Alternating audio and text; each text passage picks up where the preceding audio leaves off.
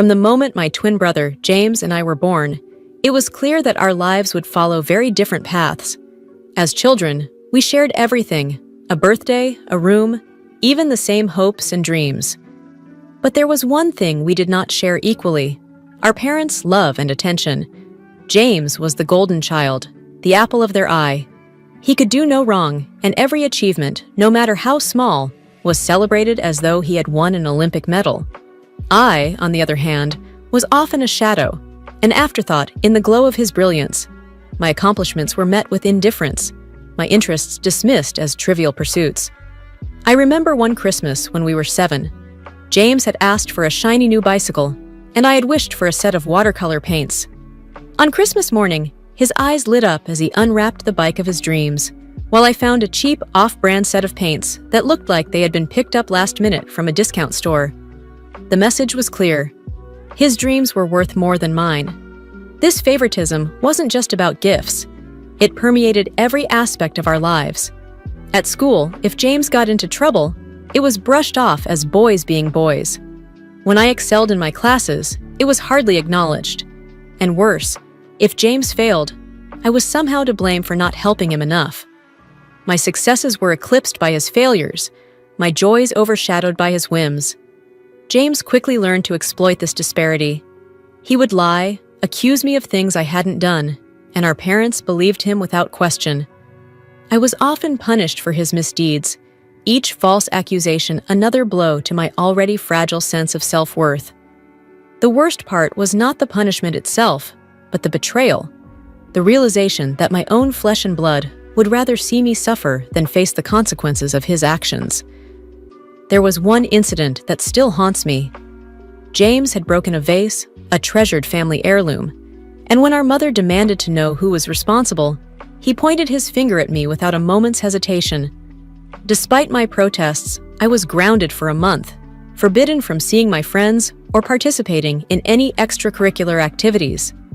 It was in that moment, looking into my mother's eyes and seeing only disappointment and anger, that I truly understood the depth of their favoritism. Life at home became a delicate balancing act, trying to avoid James's traps while still craving the approval and love of my parents. Each day was a reminder that I was not enough, that no matter how hard I tried, I would always be second best. As we grew older, the gap between us only widened. James became more manipulative, and I became more withdrawn, finding solace in books and stories, places where the heroes and heroines overcame adversity and found their happy endings. I dreamed of a day when I could escape, when I could find my own path and prove my worth to the world, even if my parents never saw it. But until then, I remained in the shadows, my spirit bruised but not broken, determined to one day step into the light. Living in the shadow of my brother's golden halo was difficult enough, but the lies he spun around me were an even greater burden. James had a talent for weaving stories that painted me in the worst possible light, stories that our parents readily believed. Each lie he told was like a stone added to the growing pile of injustices I carried on my back. One evening, when we were 12, James had sneaked out to meet his friends, even though our parents had expressly forbidden it. I stayed in my room, immersed in a book, unaware of his disobedience. When our parents discovered his absence, he returned home just in time to see them furious and waiting. Without missing a beat, he spun a tale about how I had dared him to sneak out, claiming I had promised to cover for him. Despite my vehement denials, they chose to believe his version of events. I was grounded for a month, and James got off with a warning. This pattern continued through our teenage years. James had a knack for avoiding responsibility, always shifting the blame onto me. One day, he skipped school to hang out at the arcade. When the principal called our parents, James claimed I had stolen his homework, causing him to fall behind and fear the repercussions of showing up empty-handed. Again, my protests fell on deaf ears, and I was the one punished for his truancy. The culmination of his deceit came during our junior year of high school. James had been caught cheating on a crucial exam. Facing expulsion, he claimed that I had given him the answers, that I had coerced him into cheating. The school conducted an investigation, and despite the lack of evidence against me, the damage was done. Our parents were mortified, more concerned about the scandal than the truth. To save face, they decided to pull me out of school, claiming I needed discipline and reflection. At home, things went from bad to worse. My parents' anger knew no bounds. They looked at me with such disappointment, as if I had single-handedly tarnished the family name. My father, usually reserved, unleashed his frustration with harsh words, calling me deceitful and a disgrace. My mother, silent and stern, meted out severe punishments, limiting my freedom to the confines of my room. But the worst part was James. He would smirk at me from across the dinner table, his eyes glinting with the satisfaction of seeing me suffer for his wrongdoings. The lies he had told had not only strained my relationship with my parents, but also isolated me from my peers. Friends who had once been close began to distance themselves, influenced by the stories James spread about me. The final straw came one night when I overheard a conversation between my parents. They were discussing sending me to a boarding school for troubled teens, convinced that I was the root of all problems. Desperation clawed at my chest, knowing I had to get out before they could act on their plan. I had no idea where I would go, but anywhere was better than this prison of lies and betrayal. It was then that my grandmother stepped in. She had always been my quiet supporter, observing the injustices from afar, but now unwilling to stay silent. She took me in, offering a refuge from the storm of false accusations and misplaced anger. Moving in with her was like stepping into a sanctuary, a place where I could finally breathe and begin to heal from the emotional scars James had inflicted. Living with my grandmother, I found the space and support to rebuild my life. She encouraged me to pursue my interests, to find my own voice amid the chaos that had defined my childhood. And though the weight of those false accusations lingered, they no longer had the power to define me. With each passing day, I grew stronger, more determined to rise above the lies and reclaim my sense of self. Leaving my parents' home was like stepping out of a storm and into a calm, sunlit meadow. My grandmother's house stood at the edge of town, a quaint, old-fashioned home surrounded by a garden that seemed to bloom year-round. The moment I walked through her door, I felt a weight lift from my shoulders, a weight I had carried for as long as I could remember. My grandmother Eleanor was a woman of few words, but infinite wisdom. She welcomed me with open arms, her eyes filled with a compassion I had rarely seen before. "You are safe here," she said, her voice a soothing balm to my wounded spirit. And for the first time in years, I believed it. Living with my grandmother was a stark contrast to the chaos and emotional turmoil of my parents' house. Eleanor created a sanctuary where I could finally breathe and begin to heal. The walls of her home were lined with books, their spines worn from years of loving use. She introduced me to stories of resilience and hope, tales of characters who faced adversity with courage and grace. These stories became my refuge, a place where I could lose myself and, in turn, find pieces of who I wanted to be. Mornings at my grandmother's house were a gentle ritual. We would sit together at the kitchen table, the aroma of freshly brewed coffee filling the air. Eleanor would ask me about my dreams and aspirations, her questions always laced with encouragement and genuine interest. Unlike my parents, she saw my potential and nurtured it, helping me to believe in myself again. Afternoons were spent in her garden, where we tended to the flowers and vegetables. Gardening with Eleanor was more than just planting seeds. It was a lesson in patience and renewal. She taught me that, much like the garden, I too could grow and thrive despite the harshest conditions. Her hands, worn and weathered, guided mine, showing me the beauty in nurturing life and watching it flourish. But it was in the evenings, as the sun dipped below the horizon, that I found my true calling. Eleanor noticed my affinity for words and encouraged me to write. She gave me a journal, its pages blank and inviting, and urged me to fill them with my thoughts and stories. "Writing is a way to make sense of the world," she said. "It is a way to heal." I poured my heart onto those pages, recounting my past and dreaming of a future where I could rise above it. The act of writing was both cathartic and empowering. It allowed me to process my pain, to transform it into something beautiful and meaningful. My grandmother would often read my entries, her eyes crinkling with pride and understanding. "You have a gift," she would say, and for the first time, I started to believe it.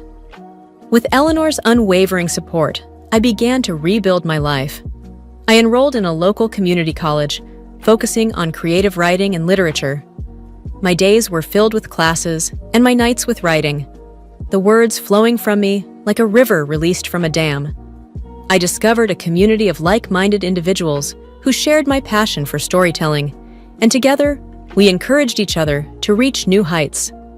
Eleanor's house became my sanctuary, a place where I could retreat from the world and find solace in my writing. Her faith in me was a constant source of strength, her love a guiding light in my darkest moments. She taught me that I was more than the sum of my past, that I had the power to shape my own destiny. As I grew more confident in my writing, I started to submit my work to local publications. The first time I saw my name in print, I felt a rush of validation and pride. My words were being read and appreciated, my voice finally heard. It was a small victory, but it marked the beginning of a new chapter in my life. Through it all, Eleanor remained my rock, her presence a steady anchor in the ever-changing tides of my life. She had given me the greatest gift of all, the belief in my own worth. And with that belief, I knew I could face whatever challenges lay ahead. My grandmother's sanctuary had not only saved me, but it also set me free. Free to dream, to write, and to become the person I was always meant to be. Finding solace in my grandmother's sanctuary allowed me to uncover my true passion for writing, but it was the journey that followed which truly defined my path to freedom and success. With Eleanor's constant encouragement, I immersed myself in the world of words, letting my stories and experiences flow onto the pages of my journals and assignments. My days at community college were a whirlwind of learning and discovery. I devoured every book I could get my hands on, from classic literature to contemporary novels, each one offering new insights and inspiration. My professors recognized my talent and pushed me to refine my craft, providing feedback that was both constructive and encouraging. For the first time in my life, I felt like I was exactly where I was meant to be. It wasn't long before my work began to attract attention. I submitted short stories and essays to local magazines and online publications, each acceptance a small triumph that fueled my confidence. My words were resonating with readers, and the sense of validation was intoxicating. I poured my heart into every piece, drawing from the well of emotions and experiences that had shaped me. One evening, as I sat at my grandmother's kitchen table, my laptop open in front of me, I received an email that would change everything. A well-known literary magazine had accepted one of my stories for publication. They praised my writing for its raw honesty and emotional depth, and they wanted to feature it in their upcoming issue. I read the email over and over, tears of joy streaming down my face. Eleanor hugged me tightly, her pride evident in her beaming smile. "I knew you could do it," she whispered, her voice thick with emotion. The publication of that story was a turning point. It opened doors I had only dreamed of, leading to opportunities I never thought possible. I began to receive invitations to speak at writing workshops and literary events, sharing my journey and the lessons I had learned along the way. Each engagement was a chance to connect with others who had faced their own struggles, to inspire them to find their voice and tell their stories. As my writing career flourished, so did my financial independence. I started to earn a steady income from my work, enough to support myself and contribute to my grandmother's household. The sense of accomplishment was profound. I had not only escaped the toxic environment of my childhood, but had also built a life of my own, grounded in my passion and talent. But success was not just about financial stability. It was about finding my identity and reclaiming my self-worth. Writing allowed me to process my past, to turn my pain into something beautiful and meaningful. It was a form of therapy, a way to heal the wounds inflicted by years of neglect and false accusations. With every story I wrote, I felt a piece of myself coming back to life. One of the most memorable moments came when a major publishing house offered me a book deal. They wanted to publish a collection of my essays and stories, a testament to my journey and the resilience I had shown. Holding that contract in my hands was surreal. I thought of the little girl who had once been overshadowed by her brother, whose dreams had been dismissed and belittled. Now, here I was, standing on the brink of something extraordinary. Eleanor was there every step of the way, her unwavering support a constant source of strength. She attended every book signing, her pride shining brightly as she introduced herself as my grandmother. "She's always had this fire inside her," she would tell people. "It just needed the right fuel to ignite." Her words were a reminder of how far I had come and the love that had helped me get there. As my book hit the shelves and my name became more widely recognized, I couldn't help but reflect on the journey that had brought me to this point. My success was not just a personal victory. It was a testament to the power of resilience and the importance of believing in oneself. It was proof that no matter how dark and difficult the road may seem, there is always a way forward, a path to freedom and fulfillment.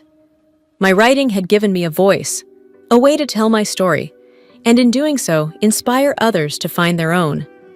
It had given me the strength to rise above the shadows of my past and step into the light of a new beginning.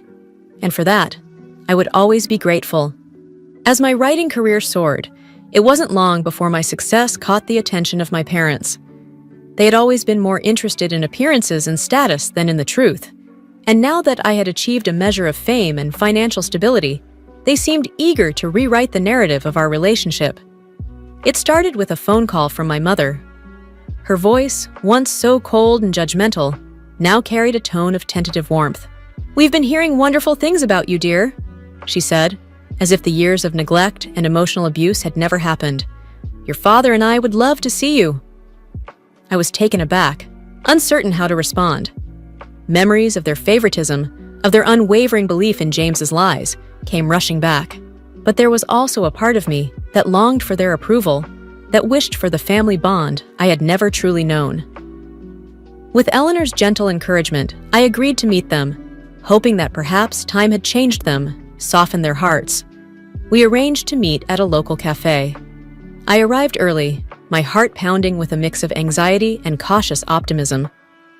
When my parents walked in, I was struck by how much older they looked, their faces etched with lines of worry and weariness. They embraced me awkwardly, as if unsure of their place in my life. The conversation started politely enough, filled with superficial pleasantries. But it wasn't long before the true purpose of their visit emerged. They were facing financial difficulties, they admitted, and were hoping I could help them out. The words stung, not because they needed help, but because it was clear that their newfound interest in me was driven by desperation, not genuine remorse or love. I listened quietly, my mind racing. They spoke of mounting debts, of potential foreclosure, of a life unraveling at the seams. Yet, there was no acknowledgement of the pain they had caused me, no apology for the years of neglect and unjust punishments. They seemed to believe that my success could simply erase the past, that money could buy forgiveness. When they finally paused, I took a deep breath and spoke my truth. "I'm willing to help you," I said, my voice steady. "But there is one condition. You need to publicly acknowledge the lies James told, the false accusations that you believed without question. I need you to admit that I was not the villain you made me out to be."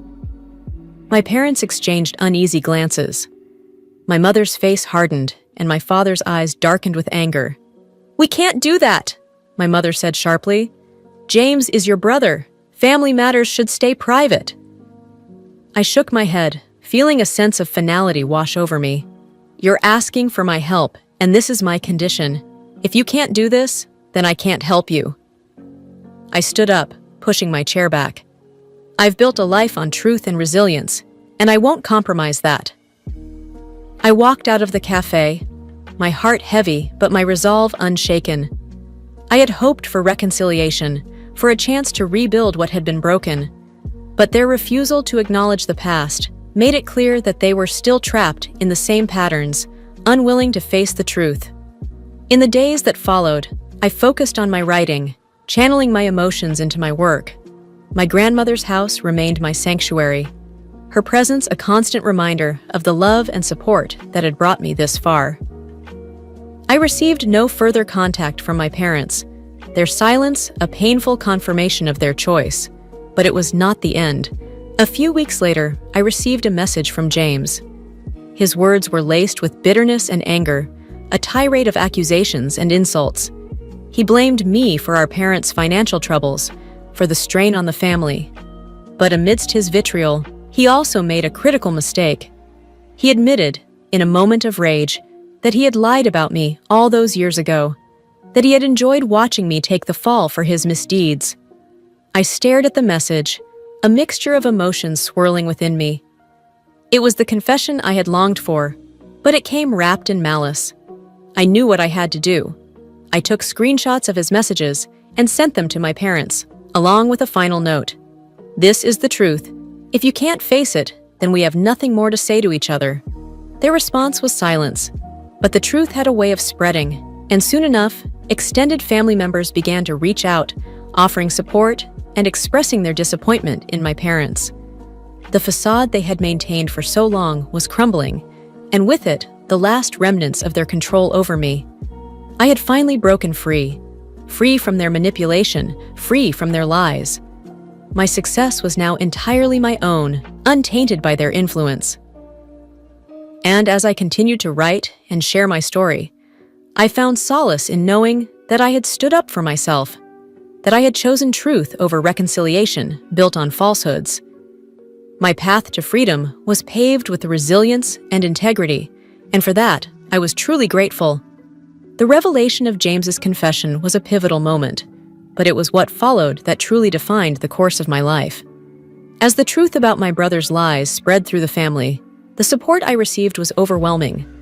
Cousins, aunts, and uncles reached out, offering their apologies and understanding. It was as if a long-held breath had finally been released, and with it, a wave of validation that I had yearned for my entire life. However, the most profound impact came from within me. The years of gaslighting and manipulation had left deep scars, but with the truth now out in the open, those wounds began to heal. I realized that my journey wasn't just about seeking validation from others. It was about reclaiming my narrative, owning my truth, and finding peace within myself. As word of James's admission spread, my parents' reputation took a significant hit. Their once proud standing within the community faltered as the facade they had maintained crumbled. People began to see them for who they truly were, parents who had failed their daughter in favor of perpetuating a lie. The criticism they faced was harsh and unrelenting, and for the first time, they were forced to confront the reality of their actions. Yet, even in the face of public censure, my parents remained silent. They never reached out, never offered an apology or an explanation. It was a bitter pill to swallow, but it also reaffirmed my decision to cut ties with them. I could not force them to change or to acknowledge their mistakes. All I could do was continue to live my truth and build a life free from their influence. With the support of my extended family and the unwavering love of my grandmother, I began to embrace my future with a newfound sense of freedom. My writing career continued to flourish, and I decided to channel my experiences into a memoir. It was a deeply personal project, one that required me to revisit painful memories and confront my past head-on. But it was also cathartic, a way to finally put those ghosts to rest. The process of writing my memoir was intense and emotional. I poured everything into those pages: the heartache, the betrayal, the moments of despair, and the triumphs. I wanted to create something that would not only tell my story, but also resonate with others who had faced similar struggles. It was my way of giving back, of offering hope and solidarity to those who felt alone in their battles. When the memoir was published, the response was overwhelming. Readers from all walks of life reached out, sharing their own stories of resilience and courage. I was moved by the connections I made, by the understanding and empathy that flowed from those who had walked their own difficult paths. My story had found its place in the world, and it was making a difference. One of the most poignant moments came during a book signing event. A woman approached me, tears in her eyes, and told me how my story had given her the strength to leave an abusive relationship. You showed me that it's possible to rise above the pain, she said, her voice trembling. Thank you for sharing your truth. Her words touched me deeply, reaffirming the power of storytelling and the impact it can have on others. Through it all, my grandmother remained my steadfast support. Her pride in my achievements was evident in every smile, every word of encouragement. She had been my rock, my sanctuary, and my guiding light. And as I stood on the stage at a literary awards ceremony, accepting an accolade for my memoir, I knew that her love and belief in me had made it all possible. In the end, the journey was about more than just exposing the truth. It was about finding my voice, standing up for myself, and forging a path defined by integrity and resilience. My parents' silence was their choice, but my life was mine to shape. And with each passing day, I embraced that truth more fully, living a life that was authentically and unapologetically my own. The shadows of the past no longer held power over me. I had found my way out of the darkness and into the light, and I knew that whatever challenges lay ahead, I would face them with the same strength and determination that had brought me this far. My story was one of survival, but it was also one of hope, and that was a narrative I would continue to share for as long as I had breath to write.